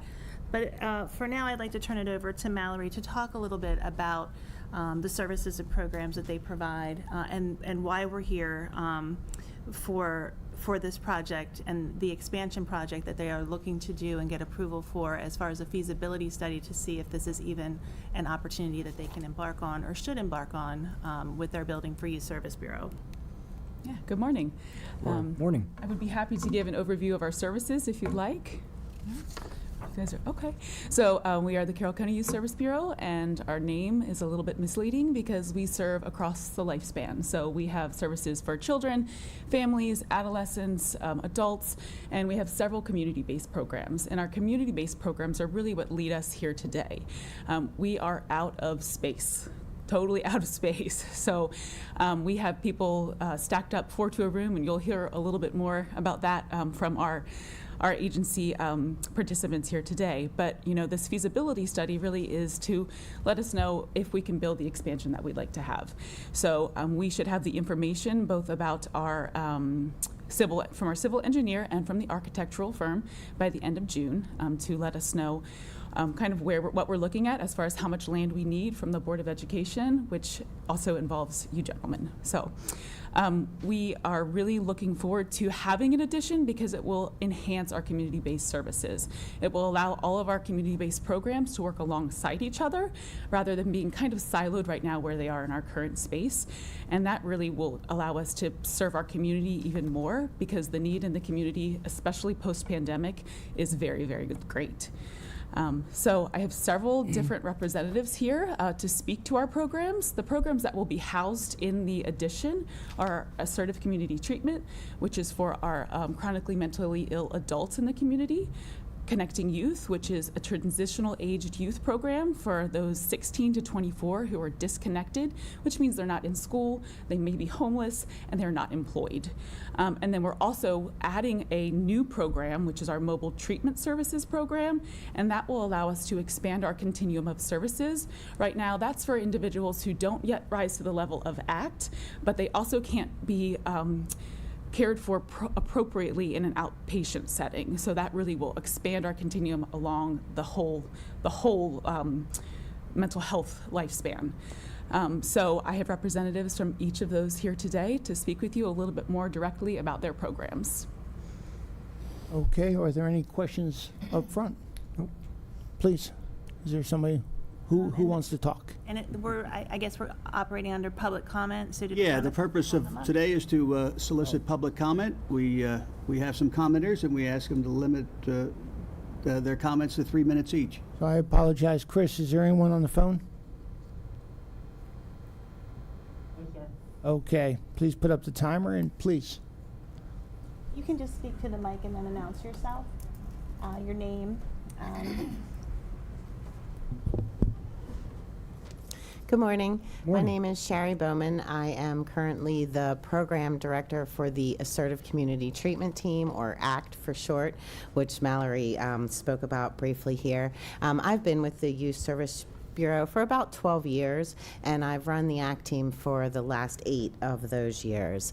And so today I'm going to tell you a little bit about ACT and what we do so that you can kind of understand our role in the community and how it impacts some of the clients. And then Julie will come and tell you a little bit about the new mobile treatment team we want to build, which is going to allow a step-down service for a lot of our clients in the ACT program. So ACT services are specifically designed for chronically mentally ill folks in our community who've been unsuccessful at accessing traditional outpatient treatment. They have not been able to get to the clinics, they've not been able to schedule their appointments, they've not been able to keep up with their medication, and as a result, they often become frequent users of our hospital system, our emergency rooms, our inpatient psychiatric units, and even sometimes our legal system. The population we serve is mostly diagnosed with schizophrenia and severe mood disorders. The symptoms of these illnesses make it very hard for folks to stay organized and to stay on top of their mental health and often their physical health needs. And the outpatient system through no fault of its own, is just not set up to offer the level of support that these folks need in order to keep themselves organized and stay on top of all the things that they need to be successful in the community. And when folks aren't able to maintain mental health stability, the rest of the pieces of their lives start to unravel fairly quickly. And then, like I previously mentioned, they end up having these interactions with the hospitals and the jails and the things like that. So the ACT team is specifically tasked by the state to reduce the amount of interactions that the chronically mentally ill are having with the hospital system and with the legal system. And in the time that I've been at the Youth Service Bureau, we've been largely successful at really reducing the amount of contact that our folks have with the hospitals and with the legal system. And we work closely with both of those systems in continual communication to make sure that we're doing the work that needs to be done to keep our folks out of those systems. The ACT team is a very large team. There are 19 staff on the team. The team consists of several nurses, a housing specialist, an employment specialist, a peer support specialist, case management, therapists who provide both individual and group therapy, including in mental health and in substance use, and of course our psychiatrists. Our clients are provided services wherever they are in the community. So we may visit them in their homes, we may meet them on the street if they have no home. We may meet them at the homeless shelter. So we go to our clients because by history, they have not been able to get where they need to be, which is what has caused a lot of problems for them. So we go to them, including our psychiatric practitioner goes out to the houses. Medications are prescribed in the houses. Nurses follow up in the houses. So we're all out there doing the work on the street.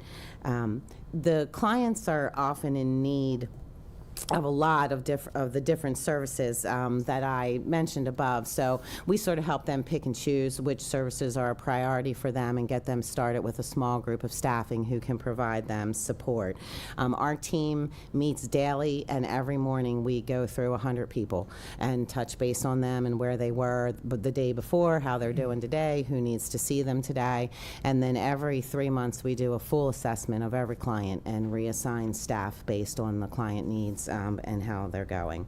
So with this level of care, we've had some success in helping folks achieve stability and becoming ready to become more independent, and folks are ready to graduate the ACT program. So when you're ready to graduate the ACT program, where do you go? Well, you have to go back to the outpatient clinic, which was so difficult for you to manage before, because there's really no in-between service for our folks. So unfortunately, some of our folks have worked so hard to graduate ACT only to have to come back because they still are lacking the organizational skills and some of the things that they need to kind of keep all their ducks in a row, for lack of a better term.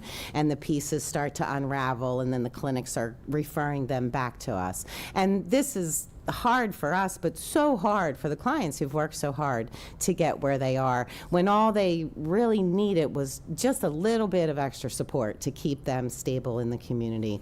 So I think you might have gone over 3 minutes. oh, well, I'm done anyway. I was going to introduce Julie, so. Thank you. You beat me to the punch. Thank you. That's okay. Thank you so much. Aggressive right there, so I will definitely stand under the 3 minutes. No problem. Good morning. My name is Julie Anton. I am currently the Assistant Program Director for the ACT program. I will be the Program Director for the new mobile treatment program, which Mallory mentioned.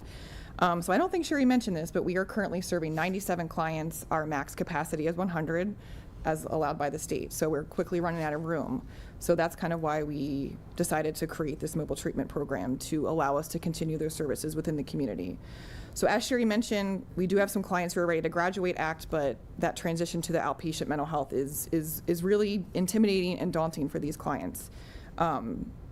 So the mobile treatment kind of bridges that gap between the ACT program and going to the outpatient mental health clinic. So ACT provides all those array of services, the housing, the vocational, the nursing. Mobile kind of focuses more on just nursing, psychiatry, therapy, and a little bit of case management, whereas an ACT client may get 3 to 4 visits a week, mobile just gets 1. So again, just that kind of middle ground between ACT and the outpatient. Let's see. So in terms of the new building, that's kind of why we're here. We run out of space. We have 19, 20 ACT workers with the mobile treatment team. We need an additional 5 staff. We are already 3 or 4 staff in an office. Our lovely building manager has done everything he could to our building. We even created a chart room for my mobile team that we're going to be in with no windows or anything for the next 2 years until this building is finished. But we're too excited to wait to have this program implemented. So the new building will have the ability for us to provide all these services in the community. We'll have laundry facilities. We will have hygiene things to provide to the clients. We'll have a teaching kitchen to teach people cooking skills, more opportunities for groups.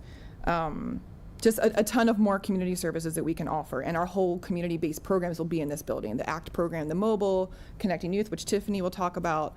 And we'll just be able to provide all these community-based services in a much better frame. So, thank you.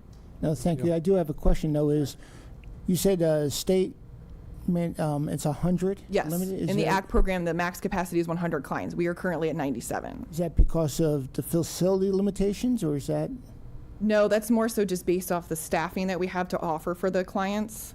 Mobile treatment can offer 40 clients, so that just gives us an extra 40 people that we could serve, and then we'd have transition. We have clients transitioning from ACT to mobile and opening spaces for ACT, so allowing us to continue all those services. So that's what'll happen is they'll transition to. Some of the folks will mobile. transition from ACT to mobile and open more spots for ACT. Okay, so that's a good thing. Yes. Okay. And I should have mentioned too that we are in the process of developing the mobile treatment. We are plan to hire in July, and we plan on starting services in September. So we are ready to roll, just kind of waiting for the building to be finished, and we're very excited. So That's great. Thank Okay, you. thank you. Is there anyone else? Hi, good morning, Commissioners. I'm Tiffany Macemore, and I am the Program Director for the Family Engagement Program and the Connecting Youth Program, both at Carroll County Youth Service Bureau. We spoke before, and we had a client talk a little bit about her testimony. I was hoping to have her today, but she's working multiple jobs to keep her house and to keep things going. So that was a good thing that she wasn't able to come. But I want to share with you a little bit about my programs and a little bit about our need for space. These 2 programs, the Family Engagement Program, we serve about 30 youth a year who are involved with DJS. We serve as kind of like a mental health diversion program for these folks, but really they've been identified as needing some additional family support and probably a linkage and support to mental health services. The Connecting Youth program serves up to 75 disconnected youth, ages 16 to 24. They're usually experiencing barriers to employment, education, and housing, and may be homeless. Both programs are really aimed to reduce the barriers to these connections, and especially to mental health treatment. And while we work to eliminate barriers for connection, oftentimes we're also really working in the realm of prevention for a lot of folks. Fortunately, not everyone is totally disconnected when they come to us. They may have 1 or 2 points. But for us, we know that once someone is disconnected from one thing, it's very easy for them to get disconnected to another. Sherry spoke a lot about mental health and how once mental health starts to unravel, other things in folks' lives kind of follow suit. And we see that very, very often. So when we're talking about this age group, we're talking about not just barrier reduction services, but we're also working to prevent further disconnection and prevent further barriers. So between these 2 programs, there are 6 staff. We often have an intern. We try to have an intern every year, but this is starting to be impacted by our space and our size. These employees, 2 of them are licensed clinicians, 1 including myself. So we require space to see folks individually in a private and confidential setting. So we need to have an office. The remaining employees provide case management services. They certainly meet with clients individually. Oftentimes, we're also in the community meeting folks. We're going to meetings. We do our best to get some space at the Youth Service Bureau. We have a support group that we run.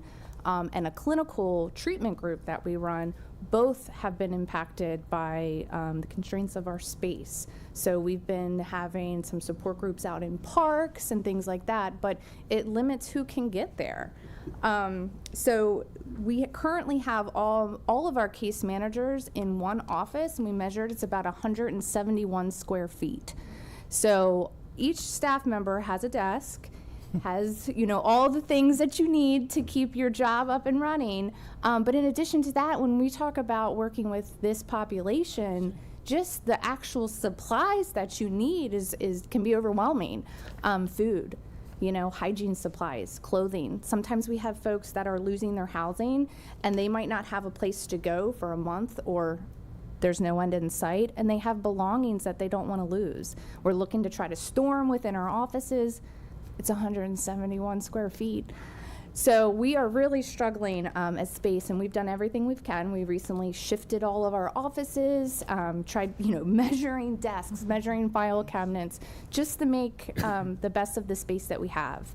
And like I said, you know, this constraint with space may impact our ability to take on interns. Not besides the time being. Yes, we want to yes, keep moving. yes. So let's stop you there. But I do have a question, though. Sure. Disconnected youth, 16 to 24. Uh-huh. How have you identified transportation as being a considerable need? Because number one issue with poverty ends up being transportation. Yes.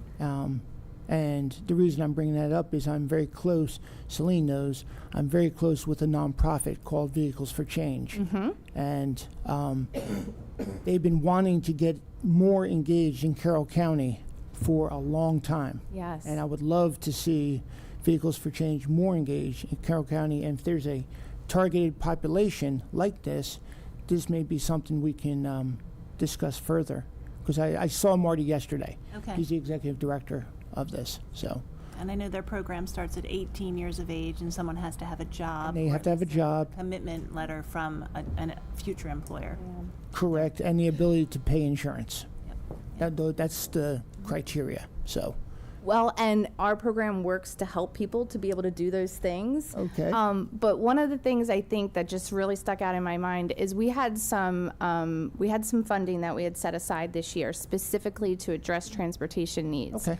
Because driver's ed is very expensive, right? Yeah. But on top of driver's ed, there's the driving time and the supervised driving time that folks need. Disconnected youth rarely have family members and supportive Right. individuals in their lives to do that.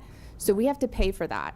So we have funds right now that we're working to get kids through driver's ed, but don't have access to a vehicle. Let's follow up with another conversation about transportation, you know, needs, and potentially working with a nonprofit like Vehicles for Change, getting them engaged. So I appreciate it. I greatly Okay. appreciate that as well. Thank you guys so Absolutely. much. Yes, Are there ma'am. any other questions about either program? Can I just ask as a very general question, and Sure. you don't have to worry about a super detailed answer, Okay. but do you expect that the addition may allow for an expansion of the scope of the services that are being offered, as well as taking on additional employees to offer those services? 100%. We would like to add some skills training to our clients so that once they leave us, they can still continue with the skills. We can't do that within the space that we have. Thank you. And I just want to say it's really twofold, because as we open more space for the community-based programs, we're also then opening up space in our clinic for our outpatient clients in the county that are in need. So it's really kind of hitting all of the programs that we have as an agency and allowing us to serve more people within the community. Thank you very much, both of you. Yeah, thank you. I think is what you're hearing is the enthusiasm from those on my right and left. So I think without further ado, we can move forward. And regardless if you had other speakers, but I think this is enough information that we have. So we have a choice, Mr. Burke, to make? Yes, you have two options. You can close the public hearing and leave it open for an additional 10 days, or you can close the public hearing and that's it. And then accept it. Yes. This is your second public hearing, so. So we can close the public hearing and accept the award. And it is the second public hearing, so. Well, just to clarify, there is no acceptance of the award. They've already gotten the funding. We did a public hearing at the beginning of the process, and now this is the second public hearing because now they're finishing that study, and they're soon going to have the results, and we're required to come back before you as the project is completing. So it's just closing the public hearing? Okay. Motion to close the second public hearing. Second. A motion second, any discussion? Not Seeing here none. discussion. I just want to make one comment if I could real quick. Obviously, you all came in this morning and talked about the challenges that you're facing. I can't speak for the rest of the board. I had the opportunity last spring to come out and tour, and Innovative wouldn't cover what you all have done. I mean that in the best way possible. I know from all of us, we greatly appreciate all the hard work you do and looking out for the people of Carroll County, and I just wanted to say thank you. Thank you very much. Okay. Any further comments, discussion? Seeing here none, all in favor? Aye. Thank you so much. Thank you. Thank you. Okay, let's talk about the FY 2023 Youth Homelessness Demonstration Project. All right. So I'm joined here this morning by Danielle Yates, who is our Bureau Chief of Housing and Community Development. Morning. And then also Corey Hardinger, who is our grants analyst with Carroll County. We are here to seek approval to submit the federal fiscal year 23 Youth Homelessness Demonstration Project application and to accept the award. The Department of Citizen Services, as you know, serves as our continuum of care collaborative applicant for our HUD funding. I am the co-chair of the Circle of Caring, which is also the continuum of care. And we have an opportunity to seek funding from the U.S. Department of Housing and Urban Development that's going to allow us to enhance support for our youth aged 14 to 24 who are at risk of or experiencing homelessness. And as you were asking questions of Mallory in the agenda item before this, there's a lot of crossover between services that could be provided with some of this funding and the work that they do and other youth service providers throughout the county. The COC, in collaboration with Carroll County Local Management Board, have taken deliberate steps since 2017 to position ourselves to submit a successful application for this funding. We have increased collaborative efforts to identify and serve youth experiencing homelessness through participating in the state of Maryland's legislatively mandated Youth Reach count in Maryland. It's a biennial count of homeless youth. We have also increased funding through the Department of Housing and Community Development and the Governor's Office of Crime Prevention, Youth and Victim Services, which provides funding through our community partnership agreement with the LMB. So that Connecting Youth program that they were just speaking to is funded through our LMB funds that the Youth Services Bureau operates for us. Also, our rental assistance and supportive services for youth, we have increased those. And we've also partnered with Danielle and her team with the Public Housing Authority to prioritize our long-term housing choice vouchers for youth. We've also streamlined our data collection efforts surrounding youth. Right now, our COC here in Carroll County estimate we have about 125 unduplicated at-risk homeless youth that we are serving each year. To provide a successful application, we really need to be able to demonstrate a couple of different things. One is that we have leadership in place to effectively manage the development of a coordinated community plan to prevent and end youth homelessness. Through our engagement with the COC, as well as local management board, local care team, and providers within our youth service delivery system, we clearly are able to say that we do this. Another piece requires that we engage in a homeless community needs assessment for youth, and we have recently, last year, hired a consultant to work with our local management board and our team, and we went out into the public and we did this assessment. It was a survey that went out across the community. We involved at-risk youth in the development of the questions so that we could make sure we heard their voice, and they were encouraging us to ask certain questions. And then also we engaged underserved populations to ensure their voice was captured as well. So we had that piece already completed. The COC also works with our other systems of care, like Department of Social Services and their foster care program, juvenile services, local inpatient and outpatient behavioral health providers, to ensure a continuum of services are available for youth that are, and so they're not released to homelessness when they leave an inpatient or an inpatient stay.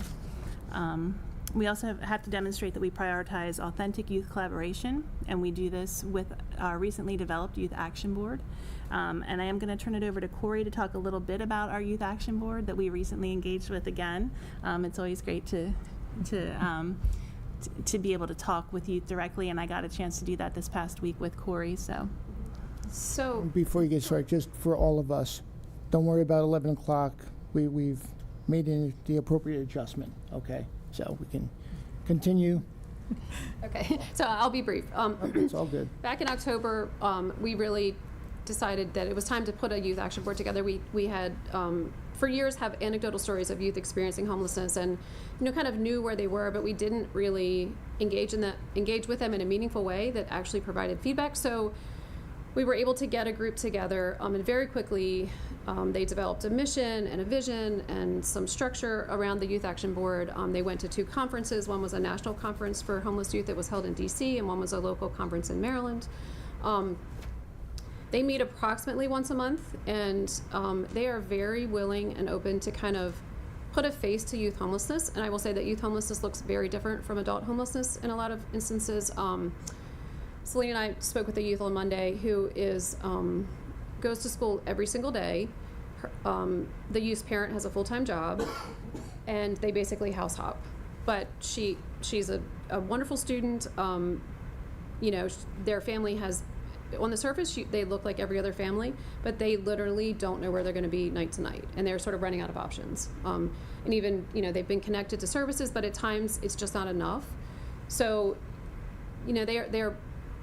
they are incredibly resilient youth. They have oftentimes a lot of trauma in their background, and they are very willing to kind of speak to their experiences. And I think as a system, we have to be ready to hear that, because it's often, they don't often have positive experiences, and being able to give them space to say that this isn't great and it's not working and here's why it doesn't work is really important.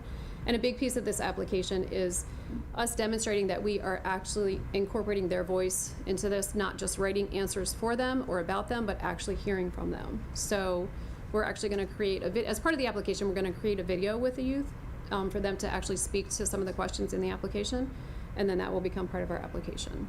So another piece of what we've done is we've designated a formal youth housing navigation coordinator to support the needs of homeless youth and those at risk of homelessness, and that's housed within the Department of Citizen Services, and Danielle oversees that staff, so we're going to talk a little bit about that program. So since we began our Housing Stability Coordination Program, which was back in 2020, we have served over 225 youth between the ages of 18 and 25. Specifically, we work a lot with our youth for the Rapid Rehousing Program, which is funding we get through the Homeless Solutions Program grant. It assists us with rental subsidy assistance for individuals that are disconnected between the ages of 18 to 24. Since the inception of this program in 2020, we have served 12 households, which has consisted of 12 adults and 8 children. We have had 10 successful exits from that program where individuals have gone to other permanent housing options. 2 are independent rentals, and the other 8 still are with permanent housing assistance programs as well. Our folks work very closely with these individuals during the period that they're in these programs. We don't only just provide rental assistance subsidy, but we're also helping them maintain housing stability and financial self-sufficiency as well. So we're making constant connections within the community to ensure their success and their stability. The years that our housing authority, this year our housing authority has also implemented what was called the Move On strategy vouchers. We have assigned 5 vouchers specifically for our disconnected youth between the ages of 18 to 24. And what this allows us to do is move those individuals that we're assisting with the limited income we get for the Rapid Rehousing Program faster over to a permanent housing voucher solution, so we can assist more individuals with the Rapid Rehousing Program funding. This is something we have been able to do as far as that housing navigation piece due to the additional local management funding that we were awarded this year. We will continue to work with those disconnected youth to make those necessary community connections so we can help them continue that support and independence even throughout the end of the rental assistance program as well. Are there any other questions that I could answer for you just about that section? Any questions, comments? Nope. So, to kind of close everything out, this application is a two-phase application. So we first have to apply and show that we actually have all of these things in place, and we need to kind of pass that first phase. Once we get through that, then we have a 6-month period where we need to develop a coordinated community plan. And that community plan is going to involve all of our agencies, providers, really, and our local care team, our COC, really coming together to identify what projects and services we need to focus on, and what services we want to say that this money will provide. And so that could be rapid rehousing, permanent supportive housing, host homes, case management services. And so there is a required county match. It's 25%, but that is only for direct services. So depending on what, it wouldn't count if we did subsidy for rapid rehousing. Right. That wouldn't need to be calculated into that amount. So this is a great opportunity with this funding, because once we get this award, I'm hopeful, because I really do think we positioned ourselves very well, and that's thanks to a lot of thought put into this by the COC, by the LMB and local care team in the years leading up to this. But once we receive this funding, it is ongoing funding as part of our COC allocation. So if we get the $600,000 each year, we will get that renewed as part of our funding to support homeless youth and prevention in Carroll County. So right now, we also, with our current HUD allocation that we get, we have $446,834, which is for adults. With that, we provide our permanent supportive housing services. We have our planning, a small amount of that goes to a planning and monitoring fee, and then the other piece of that is our coordinated entry. So, and then this additional $600,000 would give us a total of $1,046,834 through our COC funding. So you can see it would be quite the enhancement for the services we could provide. Okay. Motion to approve the submission of the YHDP grant application and accept the award. Second. I have a motion, I have a second. I tell you, I just appreciate the experience and passion you have. Neither one can be taught. It can only be embraced. So you demonstrate that, from leadership on down and everywhere. So really, we do it right in Carroll County, and you missed your line this morning about loving Carroll County. Oh, you did? That's right. Uh-oh. I noticed these things. So, okay. All in favor? Aye. Thank you. Thanks. Thank Very you. detailed. And I Good do want to presentation. say I love the 988 cards. Yes. Oh, Thank you. Yeah, you're welcome. Absolutely. Thank you. Okay, I'll be right back. Keep going. sure. Go asphalt paving, hot mix asphalt paving. Uh-oh. He didn't fall down, did he? I don't think so. Okay. Good morning. Good morning, Commissioners. Good morning. Morning.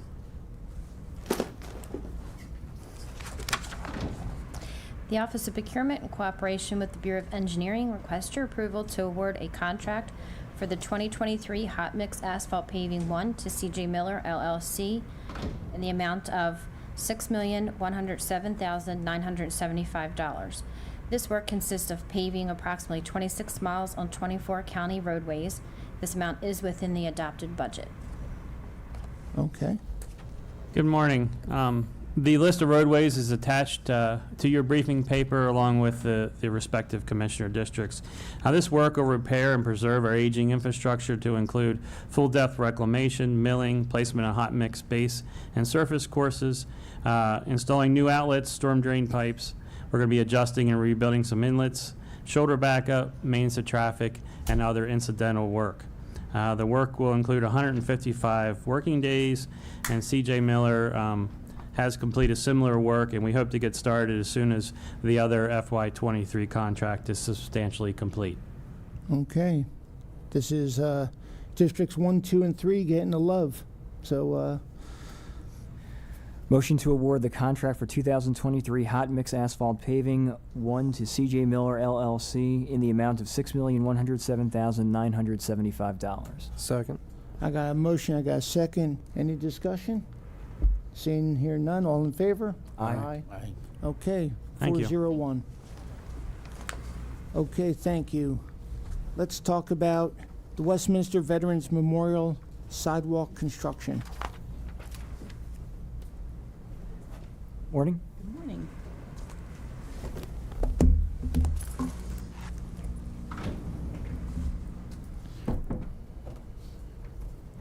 Morning. Okay. Morning. Good morning, Commissioners. The Department of Recreation and Parks, in cooperation with the Office of Procurement, request your approval to award a contract to INL Construction LLC for sidewalk construction for memorial at the Westminster Veterans Memorial Park located at Crest Lane for a total cost of $179,803. Work will include the grading, the installation, the flat work, stamped and stained concrete paving, and construction of retaining walls. The county requested bids from qualified vendors to perform this work, and INL Construction LLC was the lowest responsible and responsive bidder on the base bid. This project is partially funded through Program Open Space. Maryland Department of Natural Resources and funds have been approved by the Bureau of Budget. And I'll turn it over to Jeff to talk about the project. All right. Good morning, Commissioners. Morning. Can I just start by saying I love Carroll County? Felt the need to fill that gap. Glad somebody does. I know. I'm glad somebody said it. I Actually- said nice things about Commissioner Rothstein. That exhausted. Threw you off your game. Actually, one of the things I do love about this county is the way that we honor and take care of veterans. And this is going to be a focal point for Westminster Veterans Memorial Park. We have a memorial garden area that will have trees planted in it. We'll have benches. And what you see before you today are the bids for the walkways that will take you through that garden area. So all the hardscaping will be done this summer. We'll be planting the trees this fall. And we are targeting a dedication for this probably in November, close to Veterans Day. This garden will also feature a Blue Star Memorial in the center of the garden. I'm happy to answer any questions that you all may have. And if you were like me, you probably noticed the tremendous range of the bids. INL Construction is a company that we're working with right now up at Hoshawa. They're doing the walkways up there. Okay. So that answered one of my questions. The other is the 179,803 is a combination of what and what? It's a combination of the base bid and then also alternate two, where we have some stamped and stained concrete. There will be a traditional sidewalk that takes you directly in and through the memorial area, and then there will be one that's more of a meandering walk that will take you around the perimeter where the benches are. Okay. Okay. I can make Any the motion. comments? No, okay. Commissioner Gordon, did you want to Guess your district. take this one? I guess so. Sure. I move the Board of Commissioners award the contract for the Westminster Veterans Memorial Sidewalk construction to INL Construction in the amount of $179,803. Second. I got a motion, I got a second. Any discussion on this? Seeing here none, all in favor? Aye. Thank you very much. Can Thank I you. just mention Thank one you. thing? Please. I think a couple of us have the same thing on our minds. Is this Mr. Daggett's last time before us? No. A couple more weeks left? Okay. I'll come back and bug you about something. I'll find something. Doesn't get off Sure. that easy. Yeah, Okay. not quite yet. Okay. All right. Well, we appreciate what you do. Thank you. I was going to say, you didn't feel like that was lucky that his last day. No. I didn't say why I was asking. I was just curious. Yeah, I'm not sure if I disappointed you with that answer or not. Thank you. Thank you. all Thank of you. Thank you very much. Yep. Okay, thanks. I need, well, first off, Chris, anybody on the line? No, sir, just left chicken. Okay, I'm not going to comment on that, I but guess there's more than one of Chris right now. I need a review and approval of the closed minutes from June 1st, land acquisition. Motion to approve closed session minutes? Second. I got a motion and I got a second.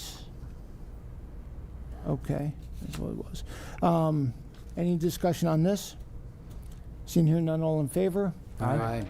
Ms. Wanda, why don't you come on up? Commissioner Rothstein, I do have an issue that I wanted to bring up if we still got some time. Yeah, please. I'm sorry. I think we've got a little business I'd like to attend to, and hopefully I've got support from my fellow commissioners in this. It's in regard to the solar text amendment and the work we've spent as a commission on that particular topic. I'm proud of the work we've done. We haven't always disagreed, but I think we've made some tough decisions, and I think we've made some of the right decisions. For people paying attention, we recently had our final hearing, and then we, in accordance with the Carroll County Ordinance, section State law. and state law, section 158, 134, it states very clearly that the county commissioners shall refer all proposed changes and amendments to regulations or amendments to chapter 155 or 158, in this case it's 158, or proposed changes in a zoning district or zoning map to the Planning Commission for review and comment. The Planning and Zoning Committee has been given the opportunity to review and comment, and I'm prepared to make a motion that we proceed to public hearing to enact what we previously voted on, was the removal of section 158, 153E, community solar energy generating systems in agricultural zones. And my understanding is that would move to a public hearing. Yes, I need to run an advertisement in the Carroll County Times for a public hearing. So that has to run twice, one each consecutive week. So we will pick a hearing date with Wanda after this and get it set up. So I'd like to make a motion, and I might fumble through it a little bit, but I move that the Board of County Commissioners direct staff to direct that we move to a public hearing That's fine. for the removal of section 158.153E. Second. Okay, I have a motion in a couple of seconds. Is there discussion from you? Seeing I here? think, yeah, Okay. we'll discuss then if we have to, and we're Yeah. good, right? Yeah, it just moves forward to a public hearing. All in favor? Aye. Okay, thank you. Thank you, gentlemen. Okay. Wanda, June 12th. I have one thing for that, if I could, for Wanda, on June 12th. Okay.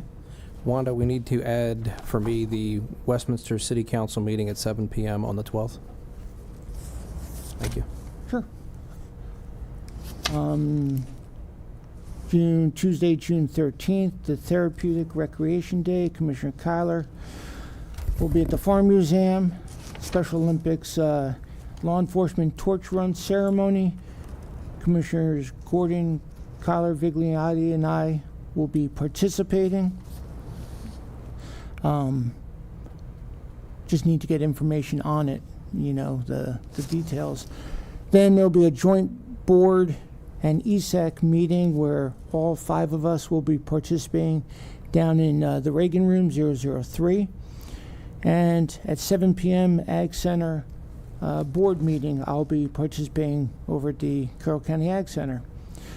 On Wednesday, June 14th, Flag Day, Army Birthday, Farm Museum board meeting, Commissioner Vigliotti. Wait, did you say your birthday? No, Army. Oh. But thank you, it is. And Flag Day. Farm Museum Board meeting at 9:30 a.m. Commissioner Vigliotti's attending. Board of Education Board meeting. Who wants to participate in that? So I can definitely say that I will not be able to, because instead of attending the Flag Day ceremony at the Farm Museum, I will be attending at the Veterans of Foreign War in Harney, and that's at the very, very northern edge of District 1, so I'm not going to have enough time to... Okay. I will check my schedule. Okay. So just put a temporary or tentative for Commissioner Guerin, but we'll figure that out. And then there is a Flag Day ceremony at the Carroll County Farm Museum where Commissioner Gordon, Kyler, and I will be attending. It's also opportunity to dispose properly of our U.S. flags. On Thursday, so if those that are not participating that want to dispose of your U.S. flags, give it to one of us, we'll carry it over there appropriately.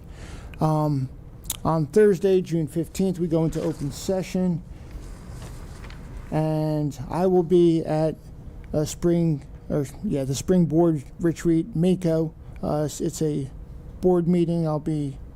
It's in Columbia, not in Annapolis. I will be foreclosed, but that's for us. Open session, we have water and sewer triennial update, case, systems, management, maintenance, renewal. I'm not sure what case is, KACE, but does anybody know? I don't remember what it stands Okay. for. So. Carroll County Public Network Maintenance Contract from IT. So a very light schedule. And then 6 p.m. MML. Carol Frederick, Commissioners Gordon, Guerin, and Kyler will be attending. And I will too. And Commissioner Vigliotti at the links of Shaladon. Then, the Mako board, I think it'll be done Thursday, but it's scheduled for 2 days. Saturday, June 17th, nothing scheduled. Commissioner Gordon has the podcast for that week. The county offices will be closed for the observance excuse me, of Juneteenth. Is that a federal holiday? Yes. Oh. I apologize asking, I just didn't know. Tuesday, June 20th, Commissioner Gordon has a Chamber of Commerce breakfast at the Exploration Commons, and Commissioner Kyler and I will be attending to learn from Commissioner Gordon that morning. Planning and Zoning Commission afterwards, where Commissioner Gordon will be attending down the Reagan Room, and then Veterans Advisory meeting with Commissioner Gordon and Kyler that afternoon.